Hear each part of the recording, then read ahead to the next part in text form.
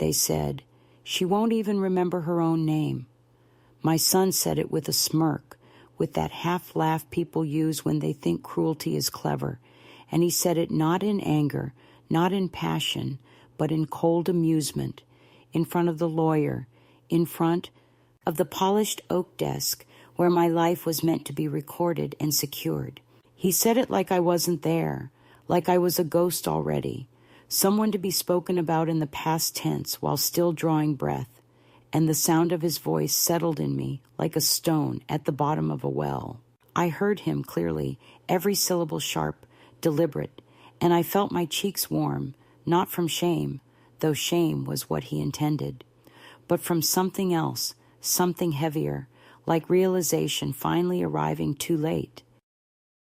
My own son, the boy I carried, the boy whose homework I stayed up late to correct, whose broken arm I kissed and bandaged, whose voice I once thought the sweetest music in the house, now carved me out of existence with a single sentence, not even, whispered discreetly, but shared aloud with a smile meant for strangers. I am 82.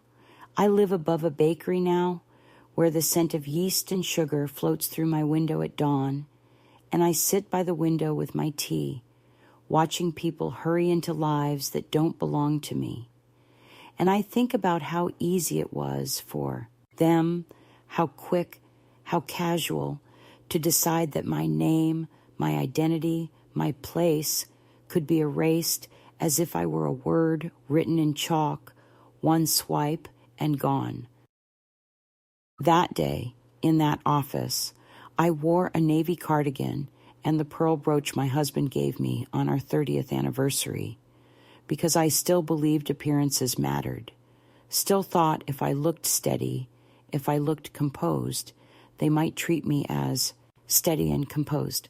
But no brooch, no cardigan, no tidy hair could defend me against the story they had already agreed upon, the script in which I was no longer the author, but a character slipping, faltering, becoming unreliable. The lawyer, a young man with careful hair and an even more careful smile, glanced at me when David made his remark, and in his eyes I saw pity, which was almost worse than the smirk.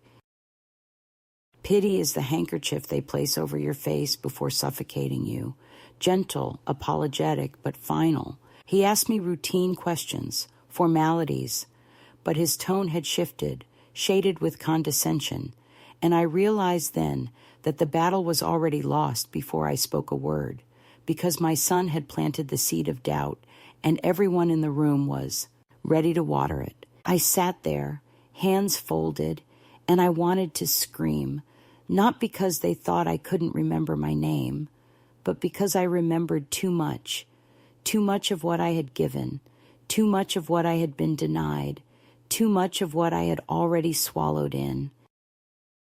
Silence. I am not senile, not fading, not yet, though they wait for it, like children wait for the bus, certain it will arrive, eager to be free of obligation once it does.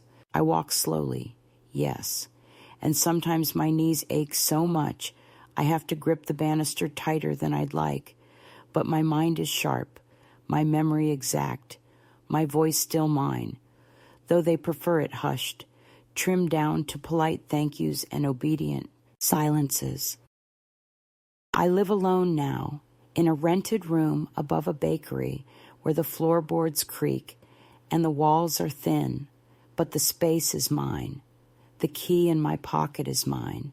The name on the lease is mine, and I breathe more freely here than I ever did in the house that bore my fingerprints on every wall, yet never carried my name in the stories told inside it.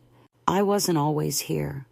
I had a house, a garden, a life arranged around other people's needs, until the day they decided to take not only my space, but also my history, my voice, and even my name. When he said those words, when my son declared my identity disposable, something fractured inside me. Not in a dramatic, shattering way, but in a quiet, irreversible shift, like a plate sliding off a table in slow motion.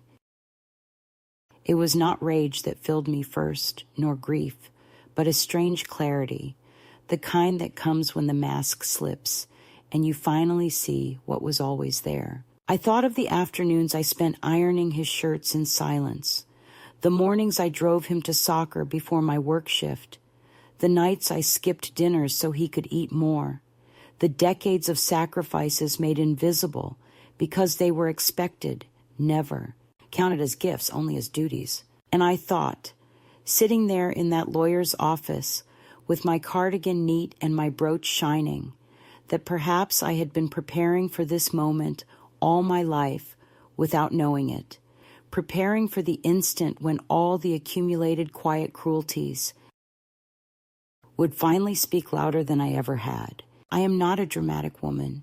I was never one to slam doors or raise my voice, though perhaps I should have been. I believed in patience, in love that endures, in the worth of family above all. But patience, I learned too late, becomes permission when you give it to those who mistake your silence for weakness. My son mistook me, and perhaps I let him.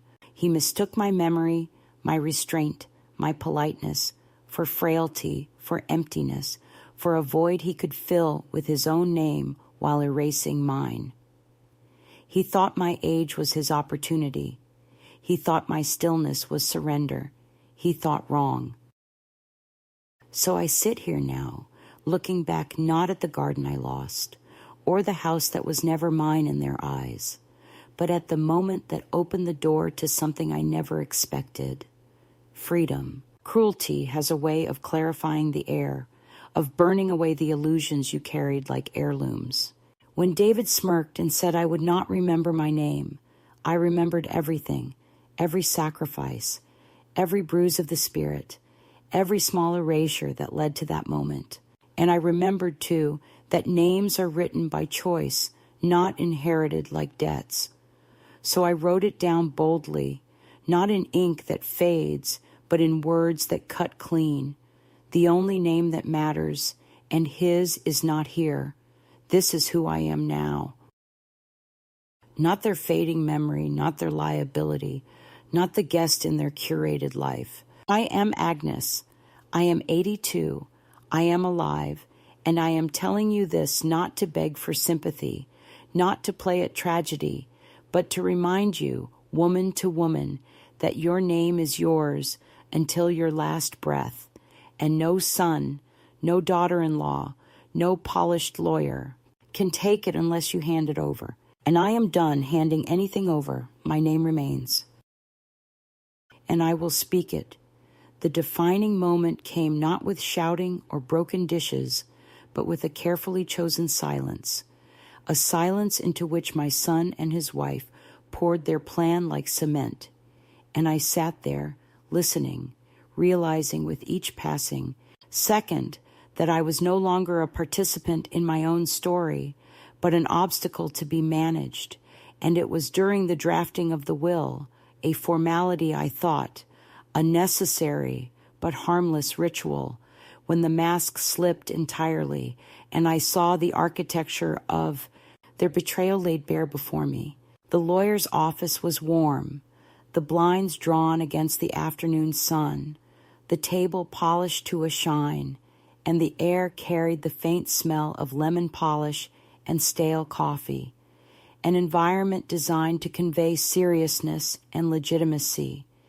Yet it was in that sterile room that my life was rewritten in front of me, not in my voice, but in theirs. David leaned forward, elbows on the desk, speaking smoothly, confidently, like a man presenting a project he had rehearsed a dozen times, describing how certain assets should be consolidated, how it would make sense to streamline accounts, how I would not need to bother myself with too many signatures because, after all, handling paperwork could be confusing at my age. And each word landed not as advice, but as a subtraction, a deliberate shaving away of my autonomy until there was little left but the outline of a woman they intended to file away like an old document. When the lawyer asked about my intentions for the house, for the savings account, for the few modest investments I had kept alive after my husband died. I opened my mouth to speak, but before I could answer, David placed his hand flat on the desk and interrupted, saying, "She's been forgetting things, so we think it would be best to keep things simple." And Marla, sitting with her crossed legs and her perfect manicure, nodded solemnly as if confirming a medical diagnosis, her lips pursed in that performance of concern that hides its triumph poorly. They said it with the ease of people who had rehearsed, who had already had the conversation without me, who had already decided what would happen, and the lawyer, young and eager to please, scribbled notes as though their words were fact. In that moment, I understood that the meeting was never about securing my wishes, never about ensuring my dignity. It was about ensuring theirs, securing control, locking me out of the very life I had built, and the realization settled in my chest. Like a cold stone, heavy, immovable, I wanted to object, to raise my voice, to remind the room that I was not absent, not voiceless, not yet gone. But the atmosphere itself conspired to silence me. The lawyer's nods, the polite smiles, the weight of David's certainty. And so I sat back, my palms pressed together, feeling the pressure of my nails against my skin, just to remind myself that I was still flesh, still here, still capable of pain and choice.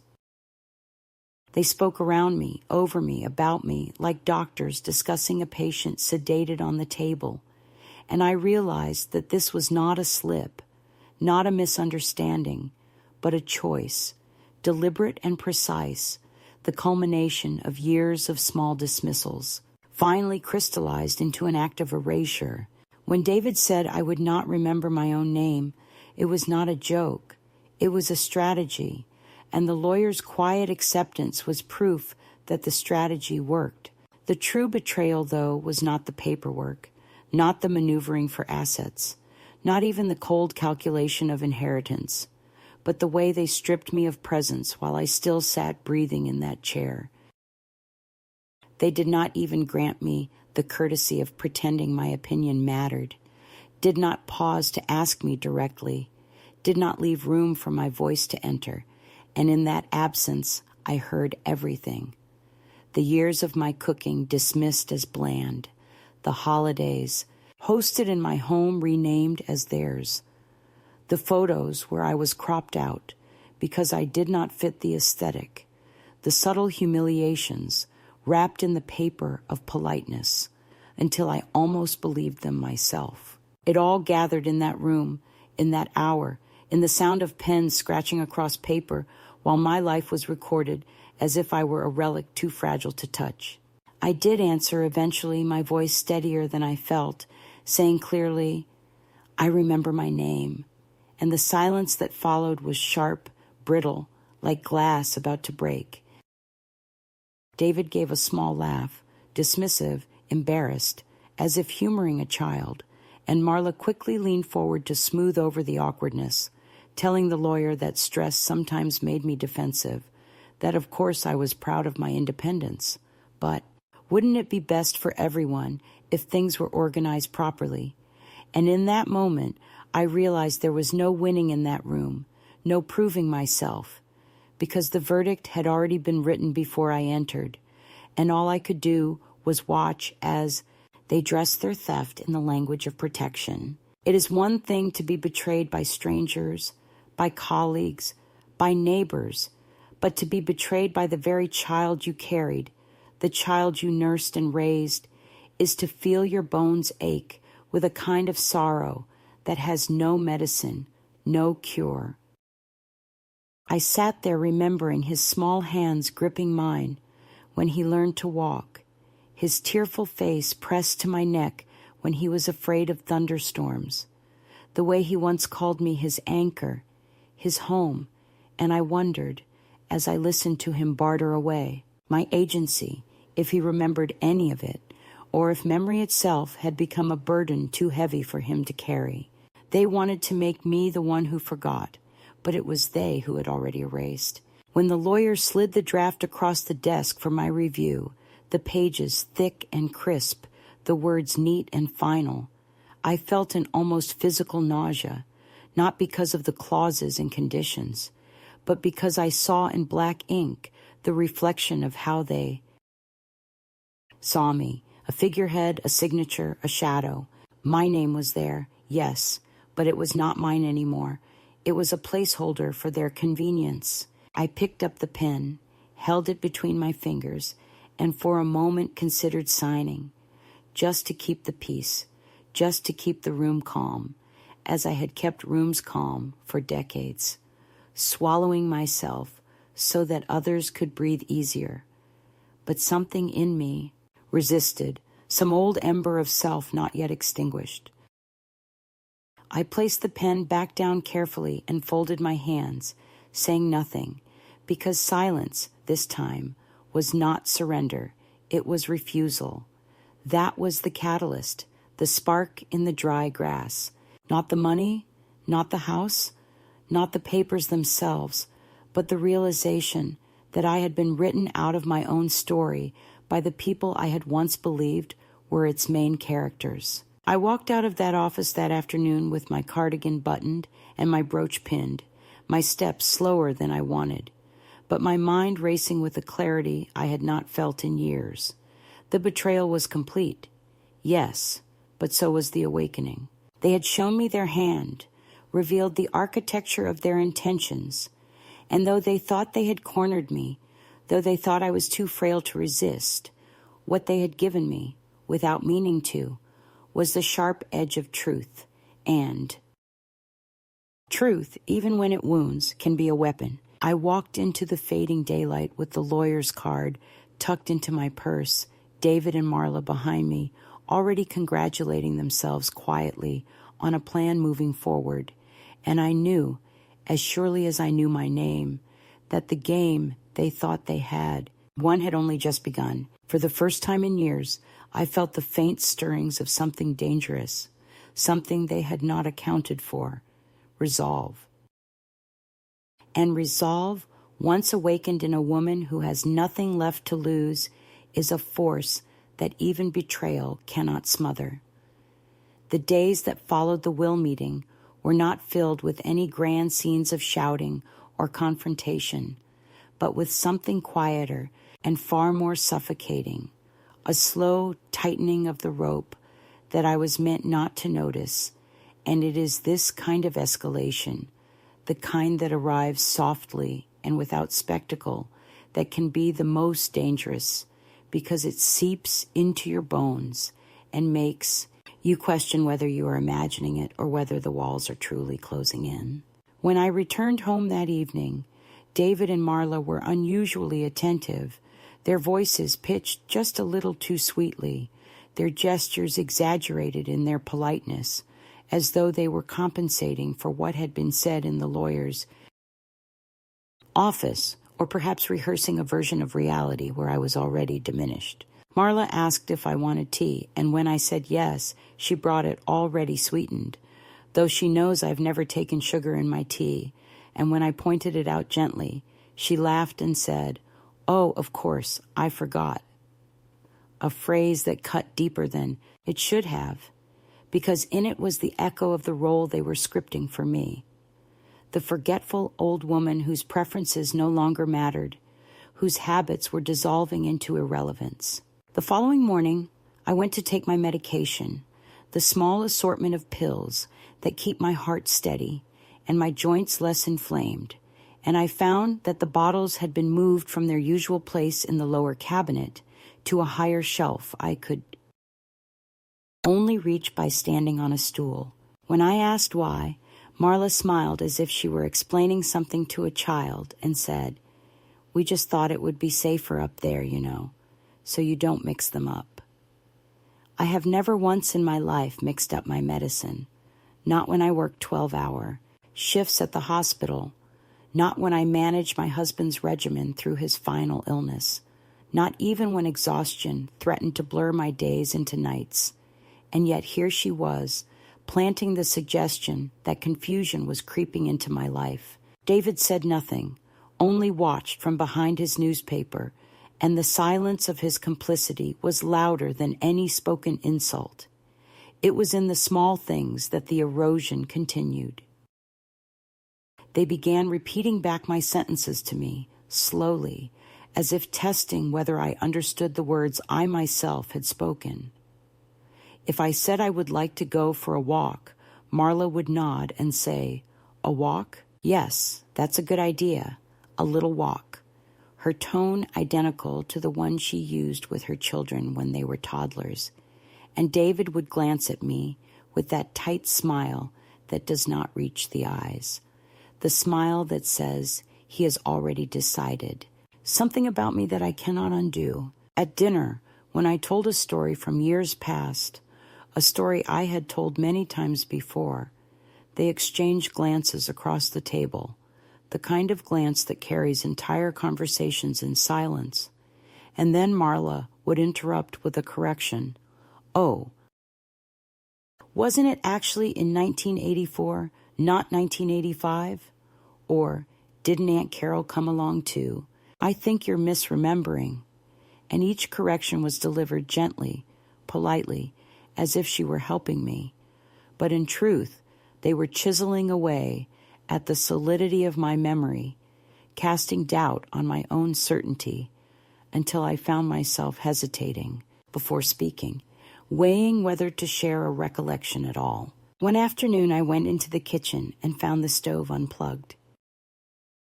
I asked about it, and Marla, without looking up from her phone, said, "Just in case, you've been forgetful lately, and I'd hate for there to be an accident."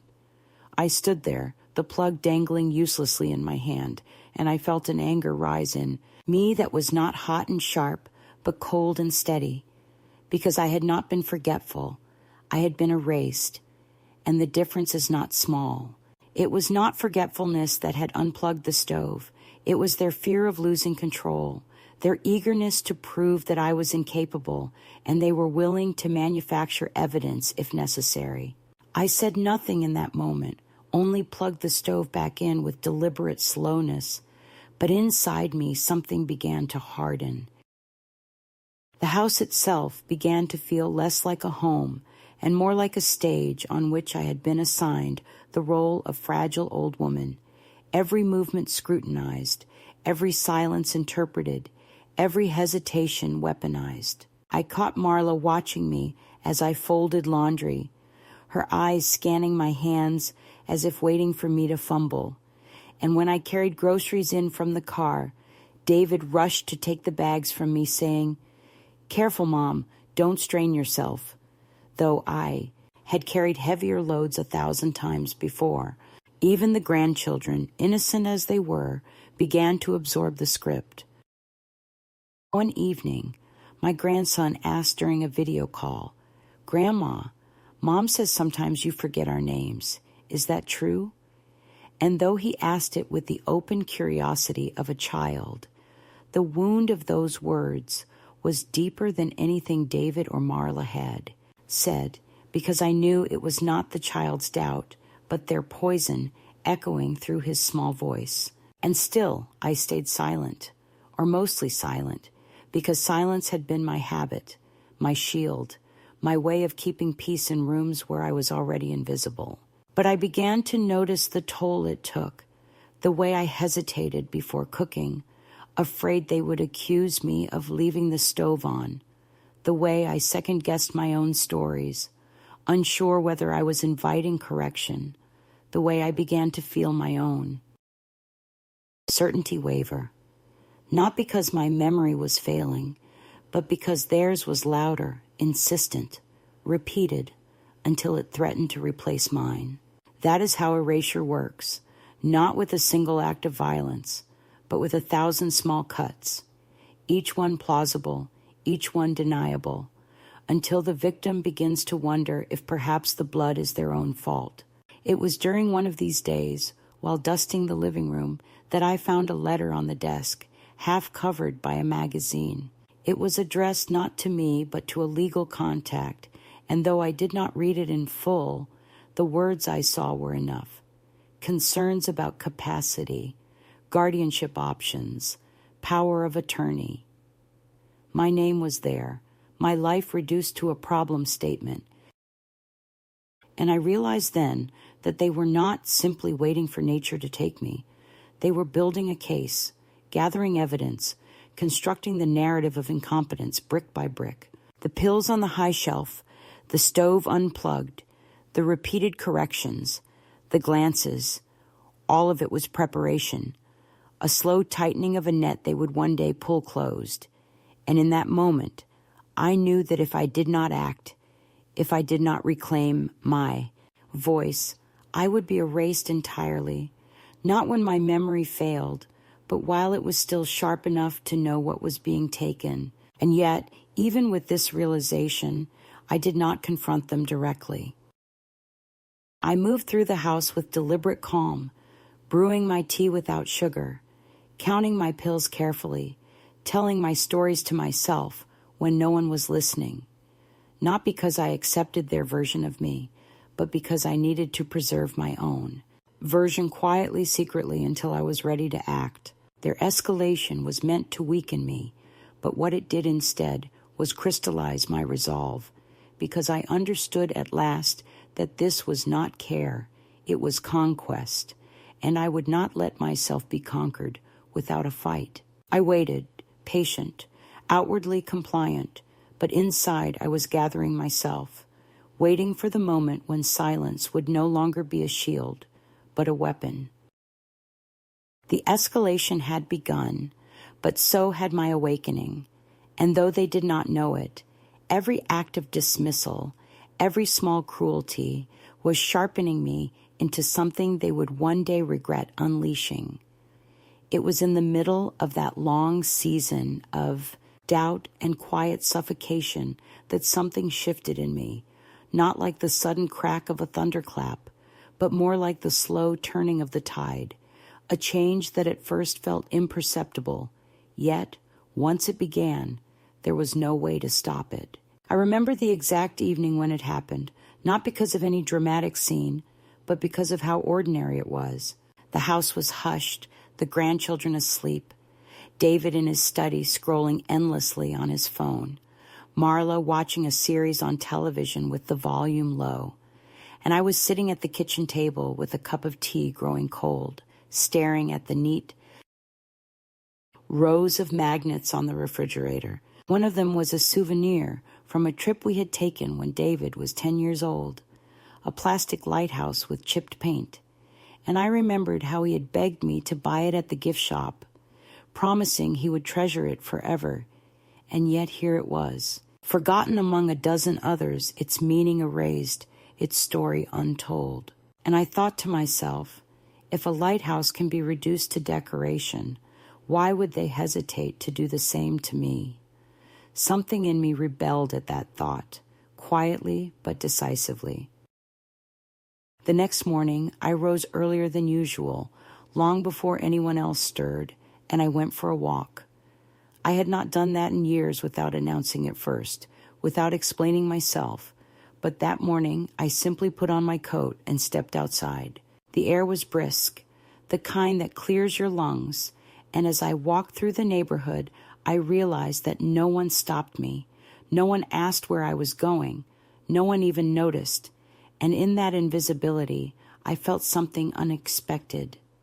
Freedom. For the first time in months, maybe years, I moved at my own pace, stopped when I pleased, admired a garden bursting with tulips, watched a dog chase after its ball, and I thought to myself that this was what living had always been meant to feel, like unmeasured, unsupervised, uncorrected. When I returned, Marla asked casually where I had been, her voice carrying that faint note of suspicion, and I smiled and said, "Just out," offering nothing more. It was a small act, but it was mine, and it tasted sweeter than any tea. Later that week, I gathered my old documents, the ones I had kept carefully in a box beneath my bed, and I walked into town on the pretense of shopping. Instead, I entered the office of another lawyer, one David and Marla did not know, a woman about my age with sharp eyes and a voice that did not condescend. I told her everything: the meeting, the smirk, the subtle campaign of doubt, the letter half hidden on the desk. She listened without interruption, without pity, and when I finished, she nodded slowly and said, "You are of sound mind, Mrs. Harlow, and you have every right to decide what happens with your estate. Do not let anyone convince you otherwise." Her words struck me harder than David's cruelty because they restored something I had almost forgotten: authority. I sat straighter in that chair, and when she asked if I wanted to redraft my will, I answered with a clarity that surprised even me. "Yes," I said, "and this time it will be mine." Over the next days, I worked carefully, revisiting every choice, every asset, every name. I wrote deliberately, my pen steady, my thoughts sharp, and as I wrote, I felt as though I were reclaiming pieces of myself that had been scattered. On the very first page, I wrote the sentence that had burned in me since the lawyer's office: "The only name that matters, and his, is not here." I did not write it for theatrics. I wrote it because I needed to see the words on paper, needed to remind myself that my name still carried weight, still carried authority, and no smirk could erase it. When the new document was complete and filed, I walked out of that office, not lighter exactly, but steadier, as though I had shifted from a position of defense to one of quiet offense. At home, the charade continued: the sweetened tea, the unplugged stove, the glances exchanged over my head.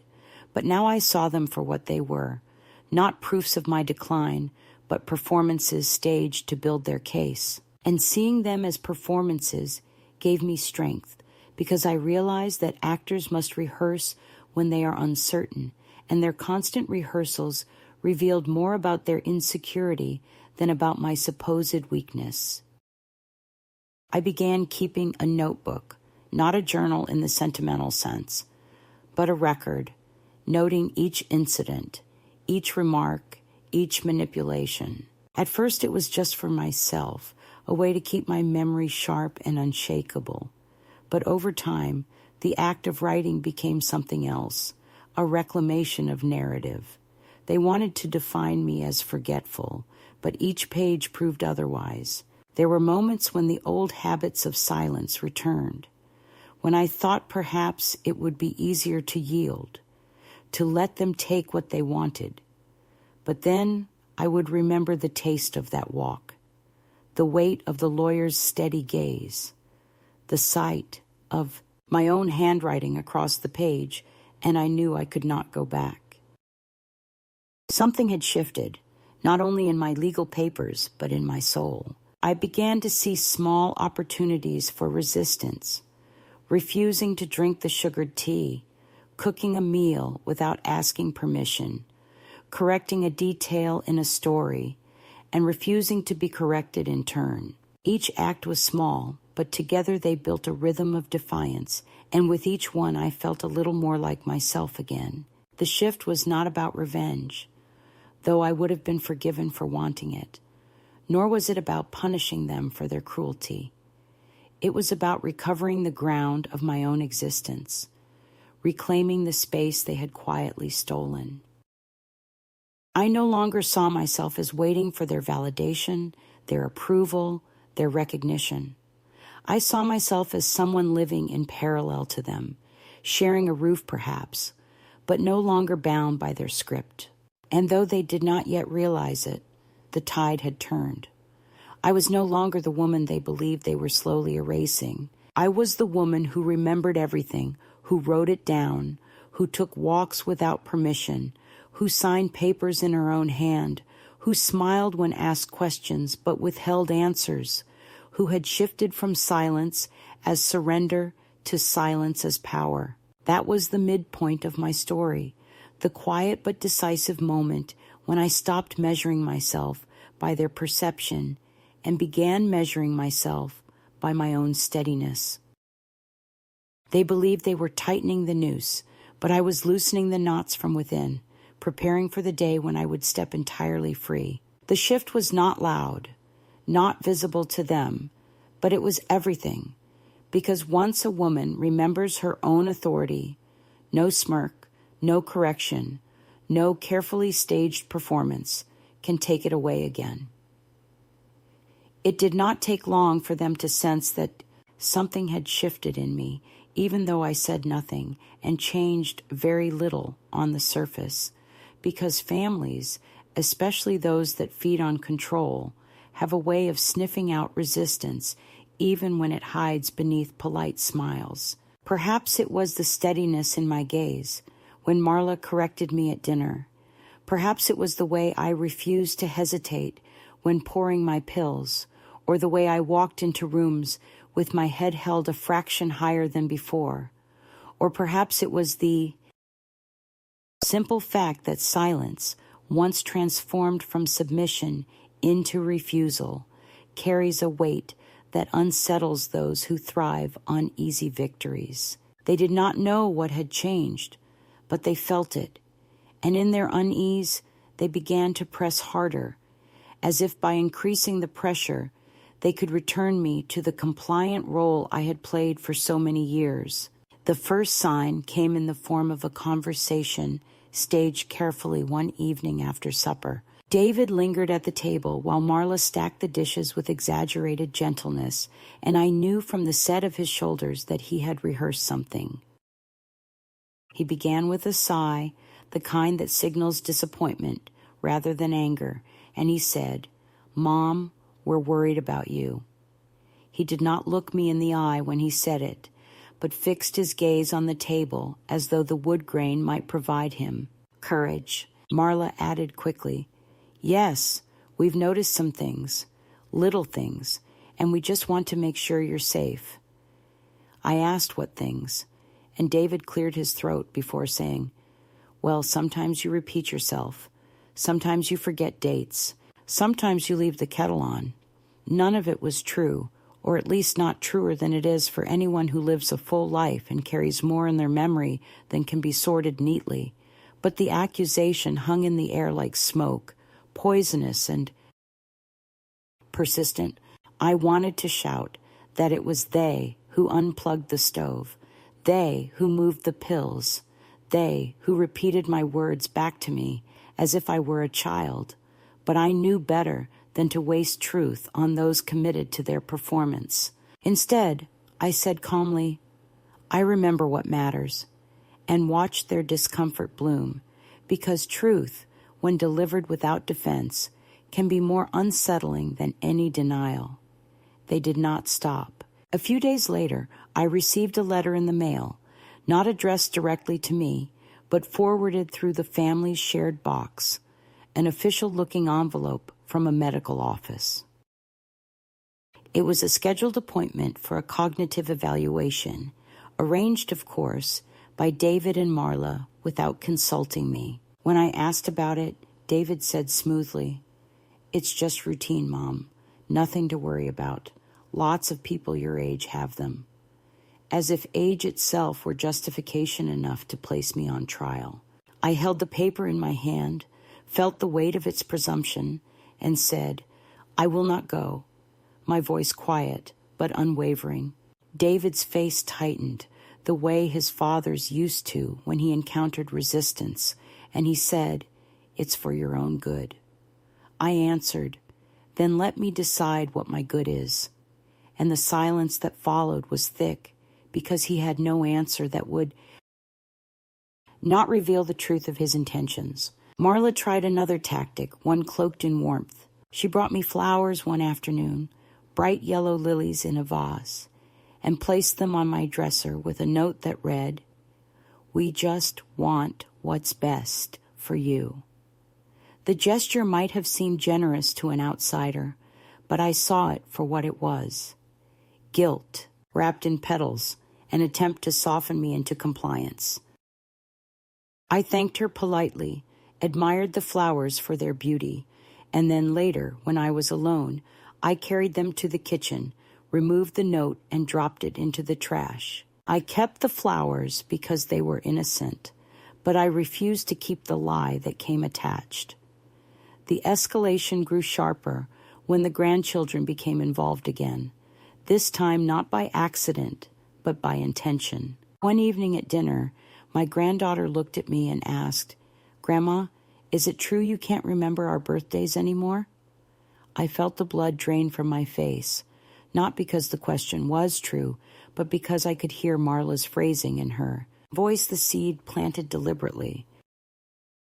I looked at that child, innocent and curious, and said gently, "I remember every birthday, every cake, every candle I lit for you, and don't let anyone tell you otherwise." The child smiled, but the room grew tense, and David snapped, "Mom, don't confuse her." It was then that I understood fully that they would not hesitate to weaponize even the children in their campaign, and the cruelty of it struck me harder than anything before. Not long after, I found another letter, left half hidden on David's desk, this one written to the same lawyer from before. The phrases leapt off the page: concern for her decision-making capacity, possibility of guardianship, recommendation to limit access to financial accounts. My hands trembled as I held it, not from weakness, but from fury, because it was one thing to condescend, one thing to diminish me in private, but another to document those lies, to build a case in writing that could be used to strip me of everything. I replaced the letter exactly where I found it, careful not to leave a trace, but inside me the fury hardened into resolve. Their pressure was not confined to words and papers. They began monitoring my movements, subtly at first, asking where I was going when I left for a walk, what time I expected to be back, and then more insistently, reminding me to take my phone, suggesting I not stay out too long. The leash was tightening, and each day I felt its pull more strongly. One afternoon when I returned from town later than expected, Marla was waiting at the door, arms crossed, voice sharp with feigned relief as she said, "We were worried. You shouldn't wander off like that." Wander off, like a lost dog, not a woman in full command of her faculties. I nodded calmly, stepped past her, and went to my room without a word. But I knew in that moment that my days under their roof were numbered, because a leash can only tighten so far before something snaps. The cruelest escalation came one evening when David confronted me directly. He entered my room without knocking, sat down heavily in the chair by the window, and said, "Mom, this has to stop. You're making things difficult for everyone. Why can't you just trust us to take care of things?" I turned to him slowly, studied his face, the lines of age that mirrored my own, the boy I once cradled, now a man, sitting in judgment of me. And I said, "Because you are not taking care, you are taking control." His jaw clenched, his fist tightened, and he said, "If you don't let us handle this, we'll have no choice but to go through the courts." There it was, the naked threat, the unvarnished truth. I did not flinch, did not weep, did not argue. I simply replied, "Then you will find I am not as defenseless as you think." He stared at me for a long moment, then left the room without another word. That night I could not sleep. I sat by the window, watching the streetlights cast their pale glow on the pavement, listening to the faint hum of the refrigerator in the kitchen, and I felt the weight of the choice before me. To stay was to be suffocated slowly, erased piece by piece until the courts and papers and lies completed the work they had begun.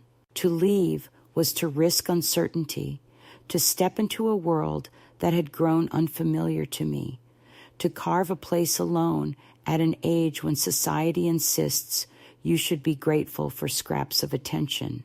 But as I sat there, I realized the risk of leaving was nothing compared to the certainty of staying. Their escalation had shown me the future they planned, and it was not one I would accept. So I began to prepare quietly. I kept my notebook close, my documents closer, my mind sharp.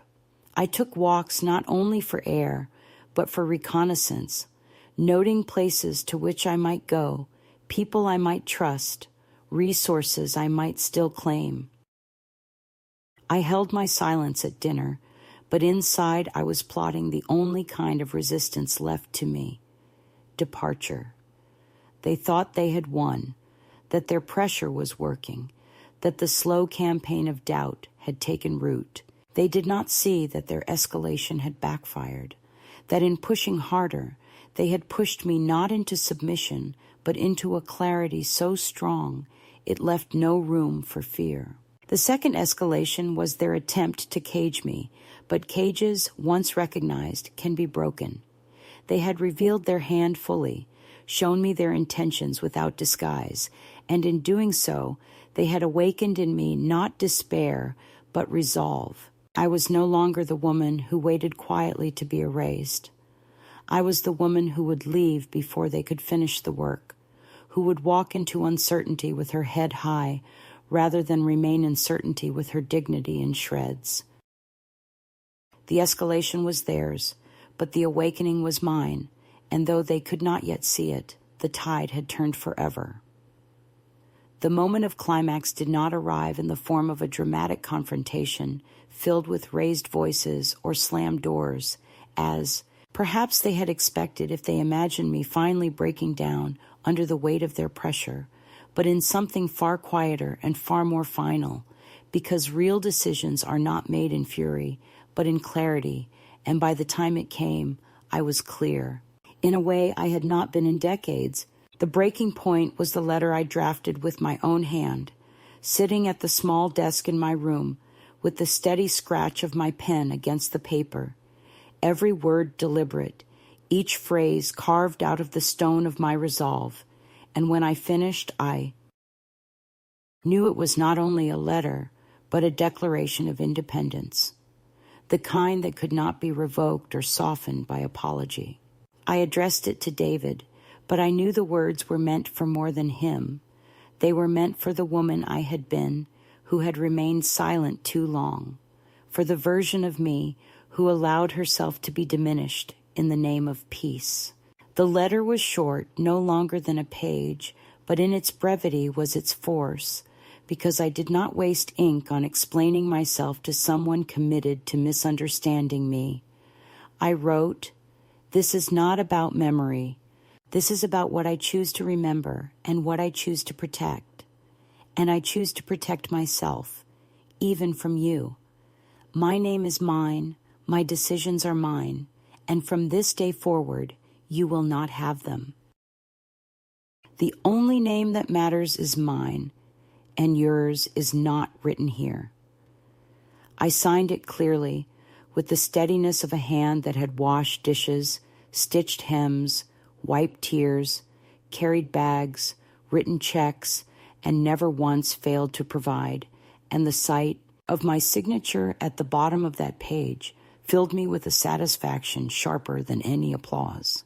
The next morning, while the house still slept, I placed the letter on the kitchen table where David would see it first thing, and beside it I set a small envelope addressed to the lawyer they had once paraded in front of me. In that envelope was not only a copy of my new will, legally filed and witnessed, but also a formal statement that I was of sound mind, that I had sought independent counsel, and that any further attempts to override my decisions would be considered harassment. I had no illusions about the power of paper alone to shield me from their manipulations, but I also knew that paper, once stamped and signed, carries a kind of armor they cannot so easily pierce. When I walked out of that house later that morning, a modest suitcase in my hand, my documents secured, and my notebook tucked safely into my coat, I did not look back. I did not announce my departure, did not wait for confrontation, did not offer explanation. I simply closed the door behind me and stepped into the cool air of the morning, as though I were stepping not into the street, but into my own skin again.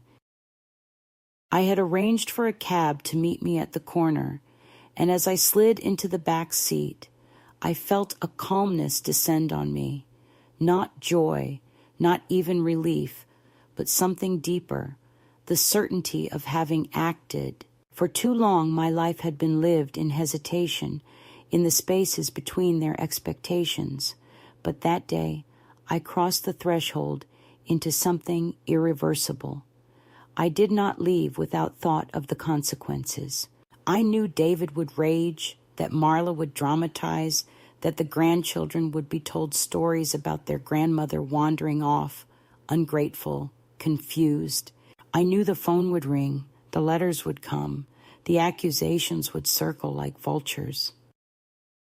But none of that mattered, because the one truth that could not be rewritten was that I had left on my own terms, with my mind intact and my dignity unbroken. They could spin their stories to neighbors, to lawyers, to courts, but they could not alter the fact that the woman they believed powerless had acted with power. When I arrived at the small apartment above the bakery where I had arranged to rent a room, the landlady, a brisk woman named Helen, handed me the key without ceremony and said, "As long as you pay on time, we won't have trouble." Her bluntness was a relief, a reminder that I had stepped into a world where I was judged not as a fading relic, but as a tenant, a person, someone with agency. The room was small, the wallpaper faded, the floorboards uneven, but it was mine, and as I placed my suitcase on the bed and opened the window to let in the scent of bread rising in the ovens below, I realized that freedom does not come wrapped in perfection. It comes in the ordinary imperfections we choose for ourselves. The climax of my story was not the confrontation with David, though his smirk will echo in my mind until my last breath. It was not the threats of court or the subtle humiliations that piled like dust across the years. The climax was the act of leaving, the deliberate severing of a rope that had bound me to silence. It was the signature on the letter, the click of the door closing behind me, the quiet of a new room where no one corrected my words or unplugged my stove. It was not the absence of their control that filled me with strength, but the presence of my own choice. I sat by the window of that new room that first evening, watching the street below, as people carried bread home in paper bags, as children tugged their parents' hands, as life moved unbothered by my private revolution, and I thought of all the years I had given without question, all the sacrifices swallowed without recognition, all the times I had allowed myself to be reduced in the name of love. And I knew that what I had done could not be undone. Even if they found me, even if they pleaded or threatened, even if they tried to twist the story to suit themselves, the act itself was irreversible. Once a woman has chosen herself, there is no going back to being someone else's shadow. That night, I lay in the narrow bed, listening to the hum of the bakery's machines below, the muffled laughter of teenagers passing by outside, and I whispered my own name aloud, just to feel it fill the air of this new space. I said it not as a test, not as proof of memory, but as a declaration. I am Agnes, and I remain. No son, no daughter-in-law, no lawyer, no court can take that from me. And in that whisper, in that simple act of naming myself in a room I had chosen, I felt the true climax of my life. Not the end of a story, but the beginning of a life lived finally, fully, in my own name. In the weeks that followed my departure, life settled into a rhythm that was at once unfamiliar and yet deeply comforting, a rhythm that belonged entirely to me, unshaped by anyone else's suspicion or control. And in that rhythm, I discovered not only freedom, but a peace I had not realized I was missing. The mornings begin with the scent of bread rising from the bakery below, drifting through my window in warm clouds of yeast and sugar. And I rise slowly, without anyone watching to see if I have stirred, without anyone questioning whether I am steady on my feet. I make my tea without sugar, exactly as I like it, and the simple act of measuring the leaves, pouring the water, and feeling the warmth of the cup in my hands has become a ritual of defiance and delight. It is in these small details that dignity is restored, not in grand victories, but in the quiet authority of living as one chooses. I no longer spend my days explaining myself, no longer defend the stories I tell, no longer hesitate before speaking a memory aloud. When I recall my husband's laugh, or the time David fell from a tree, and I carried him across the yard with my knees shaking, I tell it to myself without fear of correction.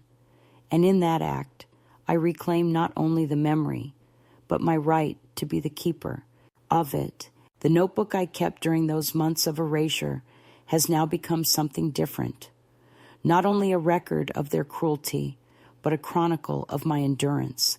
And sometimes when I turn its pages, I feel both sorrow and pride. Sorrow for the years spent. Silent pride for the moment I chose not to be silent anymore. It rests on my desk, not hidden, and each time I see it, I am reminded that I am the author of my own story. The phone rings sometimes, numbers I recognize and others I do not. And though I have not blocked them, I rarely answer. When I do, I keep the conversations brief, polite, stripped of the explanations they seem to crave. David's voice carries both anger and pleading, alternating as if he cannot decide whether to threaten or to beg. And Marla's notes, occasionally slipped into my mailbox, are filled with phrases about family and forgiveness. But forgiveness is not the same as surrender, and family is not the same as ownership.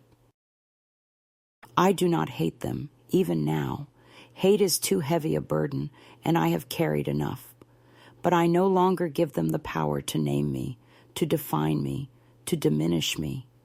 They have lost that right, and I will not return it. The grandchildren are the only ones whose absence stings. I miss their voices, their questions, their laughter that once echoed through the halls of the house I left behind. I know they will be told stories, half-truths, perhaps even lies about why I left, about what kind of woman I am, and that thought pierces me. But I also know that one day they will grow older, and older children learn to look past the scripts written for them. Perhaps one day they will seek me out, find me here above the bakery with the window full of geraniums and the shelves stacked with books, and if that day comes, I will tell them not of betrayal, but of survival, not of cruelty, but of the strength that rises when a woman remembers herself. Until then, I keep their birthdays written in my calendar, marked with red ink, and on each day I bake something sweet in their honor, a private ritual of love that no one can erase. At night I sit by the window and write letters, some addressed to no one, some addressed to myself. In those letters, I speak to the woman I was, the one who endured quietly, who folded her anger into silence, and I tell her she is forgiven, because without her endurance, I would not have reached this point. I tell her also that endurance alone is not enough, that love without respect is only another form of erasure, and that choosing oneself is not selfish but necessary. I do not send these letters, but the act of writing them is enough, because each word I place on the page is a word that belongs to me. The resolution of my story is not triumphant in the way of novels or films. There is no cheering crowd, no courtroom victory, no public vindication. My resolution is quieter, but no less complete. It is the steadiness of my breath when I wake, the firmness of my step when I walk through town, the calmness in my chest when I speak my own name aloud. It is the knowledge that I acted, that I did not allow myself to be erased while I still had the strength to write my own ending. That is enough. more than enough. And so I speak now to any woman who might find herself where I once was, sitting in rooms where her words are ignored, her memory corrected, her presence diminished. I tell you this, you are not fading, you are not fragile, you are not forgetful simply because they say you are. You know yourself better than anyone else, and if you feel yourself slipping, it may not be your memory, but their hands pulling at you. Do not hand them your name. Do not hand them your story. Keep it close, guard it fiercely, and when the moment comes, act in a way that cannot be undone. I am Agnes. I am 82. I am here, above a bakery, with my tea and my books and my letters. And though the years ahead may be fewer than the years behind, they are mine, every one of them, and I will live them in my own name. That is my resolution, my peace, my legacy. And if you hear my words, take them with you as proof that it is never too late to choose yourself, never too late to remember that the only name that matters is the one you claim for yourself.